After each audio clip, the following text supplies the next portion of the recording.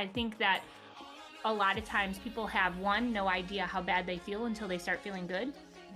And then also, like the double-edged sword on that is sometimes when you start feeling good for so long, you forget how your choices can pull you back towards the not feeling so good. And then we compromise let me just chalk it up to perimenopause, and let me chalk it up to this, and it's my age. And hey ladies, here is that Friday perspective for you straight from our Q&A vault. You literally do not even need to pull up a chair because we're going to answer this real quick. Ooh, Deb said protein check. Where are you at? Killing it. She texted me like 8 o'clock this morning. She's like, I'm 65 grams of protein. I'm like, whatever, sucked up. Like,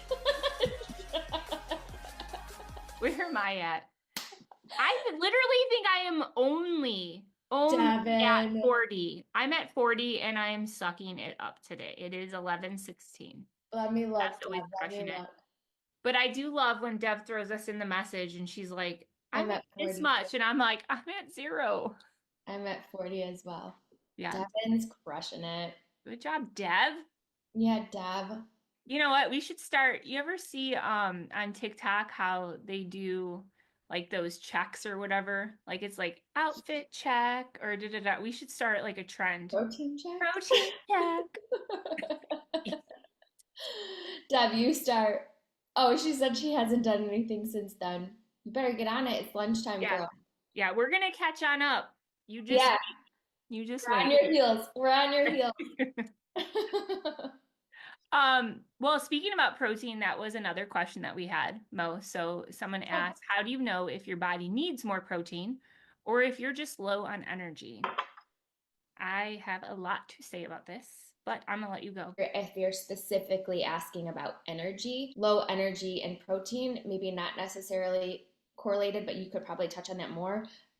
Water and energy and headaches and fatigue, absolutely. Yeah, I actually threw in one of the days. So I just dropped the 90-day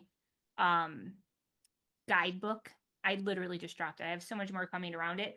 But one of the things in there that I talked about on one of the tips, and you'll have to go through it and find it yourself. I'm not going to tell you all of it. Open it up and use it, girls. Is about water and how that is very much correlated to our energy. Two, I mean, it's everything that we're putting in. So it's consistency of timing. It's, are we waking up and what is the first thing that we do? Are we leaning for coffee? Are we fueling with water? Because we should be getting water in before anything. Protein, I mean, how do you know if your body needs more protein? That all goes down to knowing where your metabolism falls and knowing, are you hitting your percentages? And the only way to know that is, are you weighing your food? And it doesn't have to be complicated. Would you say to watching, sorry to cut you off, but I'm thinking totally fine. Based on what you're saying, also if you're measuring trends of yourself, like we have that scale that you're measuring, like, am I maintaining or gaining lean muscle? Am I losing muscle? Like that would play into your absolutely as well as your workouts, right? Like yeah, you definitely want to look beyond the whole number on the scale because that is going to be a good tell on if what you are doing is working for you.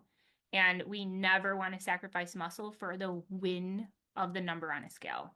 Because you could lose 10-pound girls and literally be more unhealthy if we do it in the wrong way and we sacrifice muscle along the way, because metabolism will lower, energy lowers, body fat percentage raises up, and it makes it that much hard to kickstart your next like motivation of, I'm going to go crush this goal, when our metabolism just keeps lowering. So that's why it's so important to know like what your BMR is, not BMI, but BMR. You need to know. And if you don't have a body composition scale that shows that, I mean, you could, most accurate would be DEXA scan, right? But that costs some money, right? I think they're about like $100 and some. Yeah. Very accurate, but not as convenient. You got drive time, you got cost, you know. But if you have a home scale that you can use and you use it at the same time in the day, like wake up, go to the bathroom, literally get in your birthday suit, put your naked feet on that scale, and that would be a good accurate of where you're at, but not 100%. But if you lose body fat on a home scale and body fat on a DEXA scan, it's going to show that. just not Right. to the exact precise measurement. But yeah, knowing are you tracking what you're eating? That would definitely be a tell if you're getting enough protein. Being low on energy, you might be too low on your carbohydrates. You Mhm. might be too low on your fats. You Mhm. might, did you take your vitamins to fill in the gaps? Is Mhm. that at a consistent time? Are we getting enough sleep? Are we eating too close to bedtime? Yeah. Like, how is our stress? I mean, there are a lot of puzzle Totally. pieces around energy, and two, like, energy starts inside the cells. So we need to wake those up before anything, and be consistent with the things that we can 100% control. Right. Um, and two, I love like being mindful how you talked about like tracking and like paying attention to what you're doing and like how Your is my cycle energy that even. day. Yeah. Yeah. As women, that is such a huge thing. I wish, you go to health class and they talk about like you're gonna get your period, blah.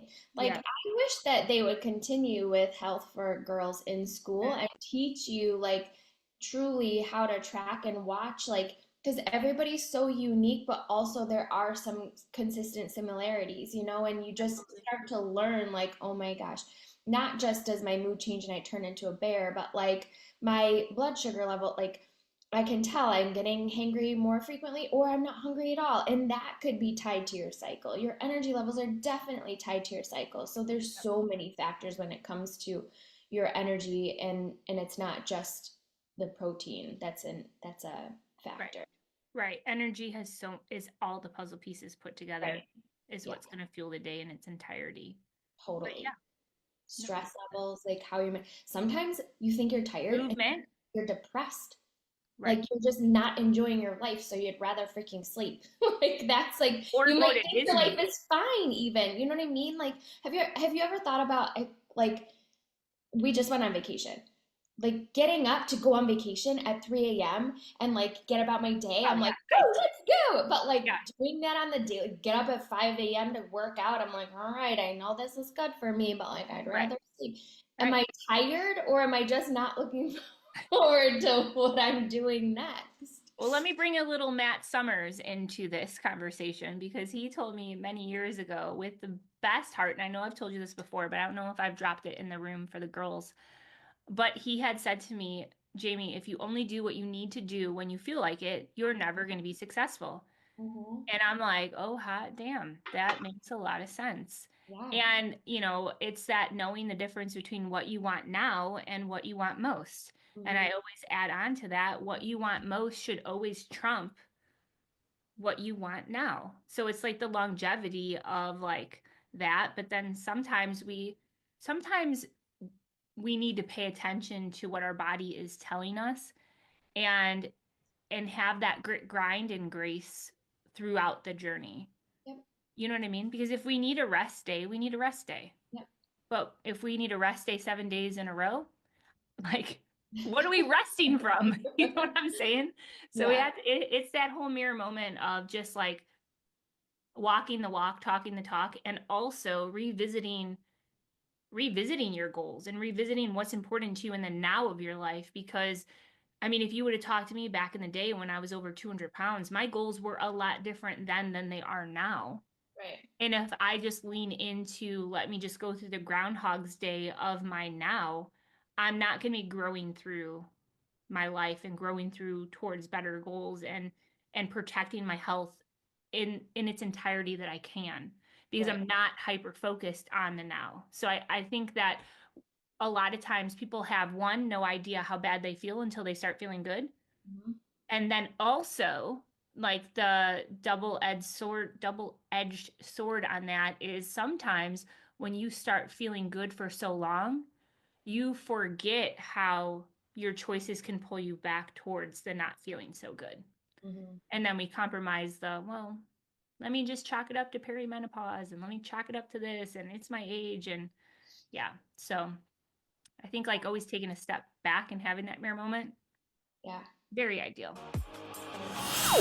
Oh my gosh, do we have so many gems in the Q&A vault. So if this hit, drop a comment, share it with someone who needs to hear it, girl, and we'll see you on the next episode, Droppin' Tuesday. Have a good weekend.